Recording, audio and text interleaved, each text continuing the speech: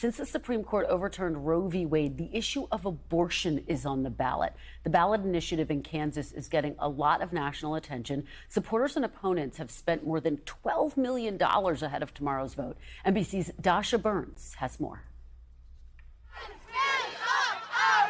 What brings us here today is we're fighting for a constitutional right here in Kansas to the right for abortion. Boots on the ground, let's do this. The battle over abortion rights spilling into the streets in Kansas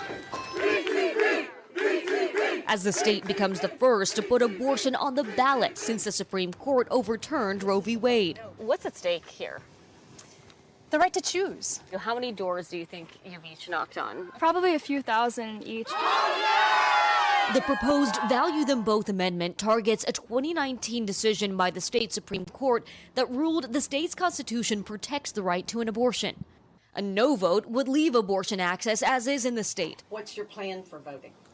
To vote no on Tuesday. While a yes vote would eliminate that constitutional protection. You know, if you plan to support the amendment, knowing what you know? Yeah, there's 5 of us living here. We're all in support. Opening the door for more restrictive legislation and, as some activists fear, a total ban. Right now, Kansas has 5 abortion clinics serving the entire state, and several other states in the region who've recently restricted abortion. The major issue for us here is that our surrounding states all lost access when the Dobbs decision came down. So we've had twice the number of patients calling.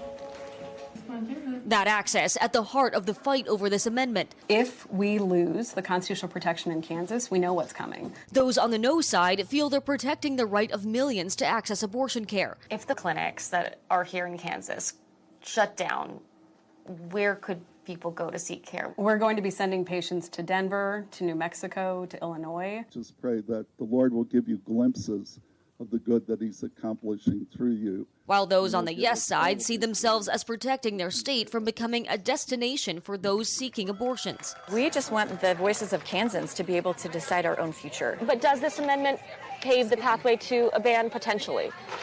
It paves the way for future conversations to be able to happen. You're going to win on Tuesday. The Value Them Both coalition says this is not an attempt to ban abortion. We're not banning abortion. State Rep Susan Humphreys recently took part in a roundtable hosted by the Value Them Both coalition and is a member of the heavily conservative Kansas state legislature. We're focused on August 2nd. The goal is to vote yes and have that pass and have the people of Kansas speak loudly to say there's not a fundamental right to abortion in the Kansas Constitution. And then we'll see what happens. I honestly don't know. And again, I haven't talked to people about it. I don't really know what's next. Why haven't you talked to people about it? It's a huge issue. Because we're really focused on August 2nd. They say this is about protecting regulations that are already on the books in the state. But the Vote No side, led by the group Kansans for Constitutional Freedom, points to a slew of regulations in place right now on abortions in Kansas, like not allowing abortions after 22 weeks, a 24-hour waiting period, and parental consent for minors. The folks on the yes side say this is not a ban. This is just to say that it's unconstitutional so that they can protect the regulations around abortion. What do you say to that? Abortion is already heavily regulated in Kansas, and that will continue to be the case. What they want to do is open the door to a total ban. We believe that women ought to have care, reproductive health care in their home communities, because it's exactly what we're fighting for in Kansas. The vote will likely be close. The Pew Research Center finding Kansans are almost evenly split on whether abortion should be legal in all or most cases. While the Kansas Speaks survey found 60% of residents oppose making the procedure completely illegal in the state. On August 2nd, the eyes of the nation will be watching Kansas as the first big bellwether on abortion and what happens when the people decide. Dasha, such a fantastic report. We really appreciate your bringing it to us and appreciate your joining us now live. I want to pick up on where you left off, which is the idea of turnout, because that's really going to determine the results in what clearly is a very closely divided issue for voters there in Kansas. We're hearing so far that turnout is up since the 2018 primary elections, but this is still a vote on a random Tuesday in August. Are you talking to people, and are they aware that there's a vote happening on abortion? Are they poised to go out and vote?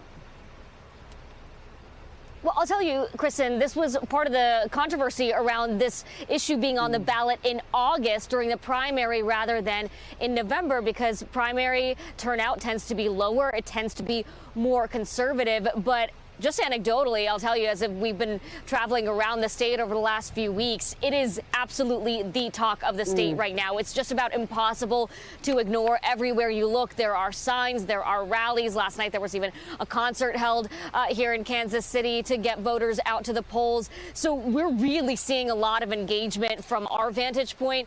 And perhaps more scientifically, yeah, the turnout is up in terms of early voting compared to 2018, up about 200 or more percent. So that is saying a lot. And look, this is not just a big indicator for Kansas, but for the entire nation, right? This is quite a bellwether for what we might see in November. Are people going to turn out because of this abortion issue? Is that going to get people engaged? Is that going to get people out to the polls? What we see tomorrow could really foreshadow what comes in. I think you're absolutely right, Dasha. It is really going to help us determine just how energizing this issue really is. Thank you so much for your great reporting. Thanks for watching our YouTube channel. Follow today's top stories and breaking news by downloading the NBC News app.